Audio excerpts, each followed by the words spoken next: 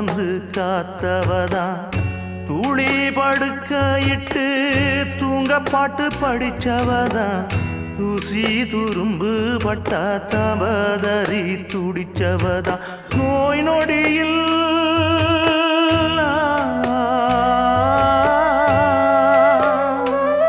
நான் நோய் நொடியில் விழுந்தா அவ பாய் படுக்க இழந்தா தன் வாய் வைத்த மறந்து என்ன கோயில் கோலம் சுமந்தா அன்னமே அன்னமே அன்னை சொல் வேதமே சொல்லத்தான் ஒரு வார்த்தை போதலியே